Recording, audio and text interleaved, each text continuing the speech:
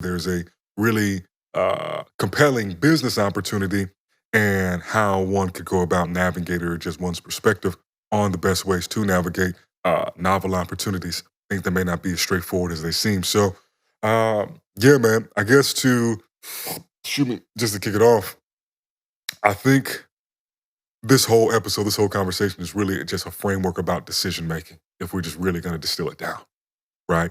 Because whether it's the decision to accept an opportunity, the decision to put money into Ass Coin or Keisha or Shiba Inu or Bee's Knees, whatever the hell it is, you know, there's a process to making sound decisions, I think.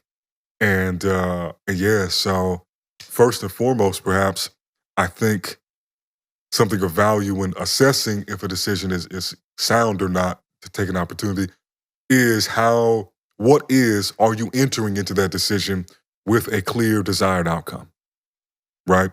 Because if you don't know what you're trying to get out of the potential opportunity, how can you really assess if those opportunity costs are worth it, right?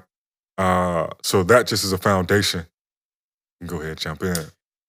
Yeah, I mean, on that, I mean, if you don't know, it's kind of like trying to get somewhere, never having been there without a map. Like if you don't know what the intention behind what you're doing is, and you're surely not going to get there. Like that doesn't make any sense at all.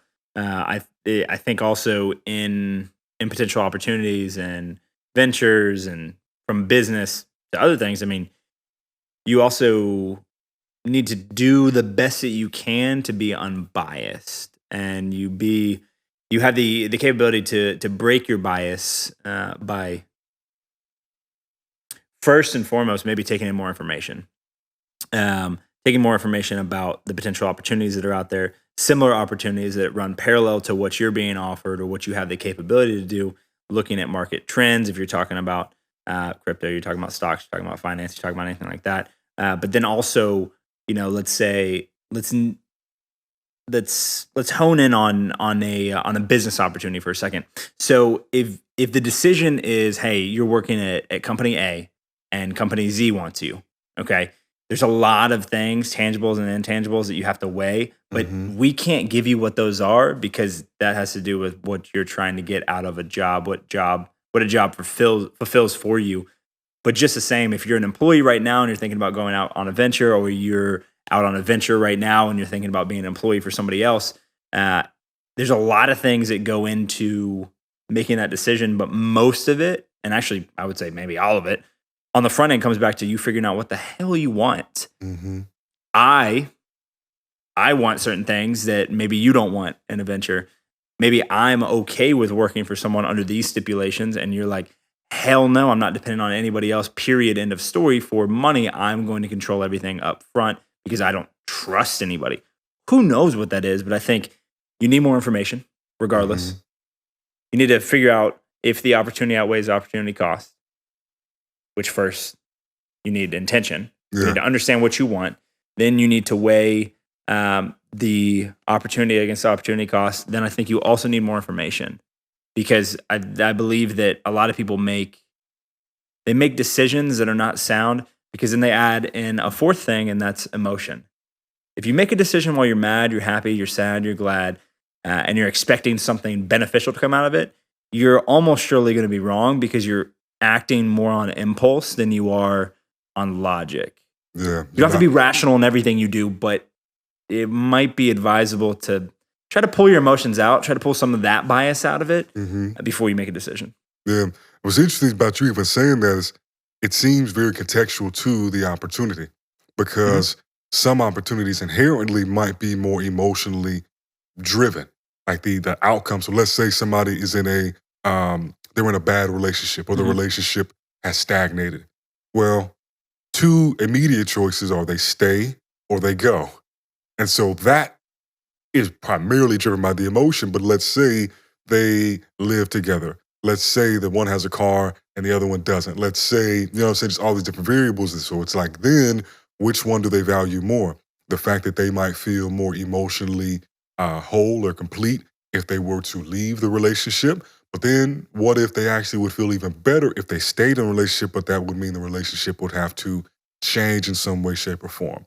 And so then that's when, to your point, getting more data, getting more information, and trying to provide an exact framework for that. Let's say maybe you start with maybe writing down the information that you have about the situation, right?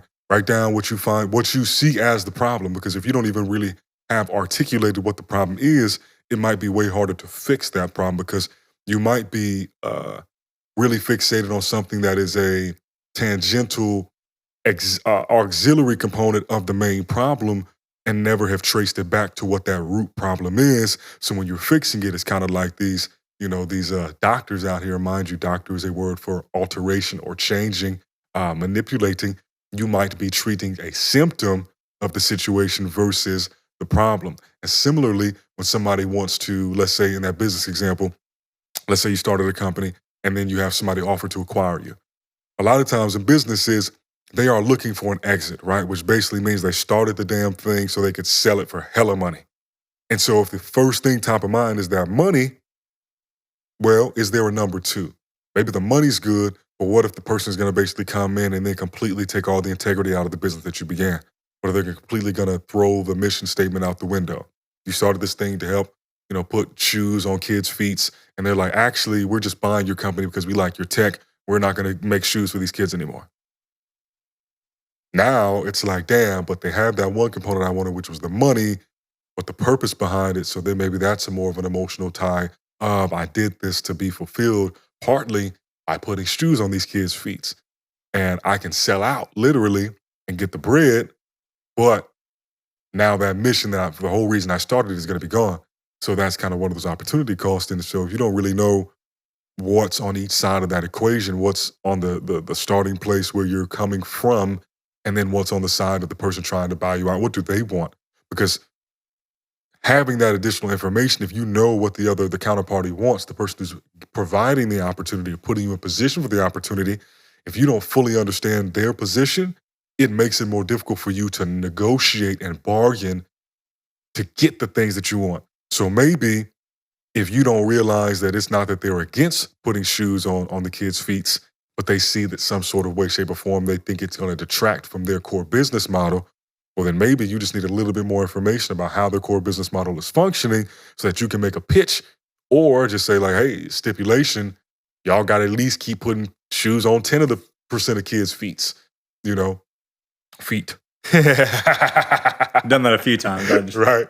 And yeah, I'm wilding, man. I must be delirious or something.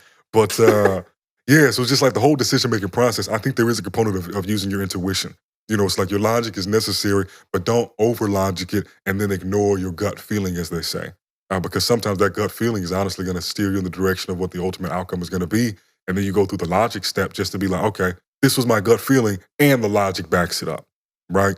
And sometimes, I think there was a study or apparently there's been a lot of work done in this field that usually the decision that people wind up making is the same, whether they make that decision in 2 minutes or they make that decision in 2 years.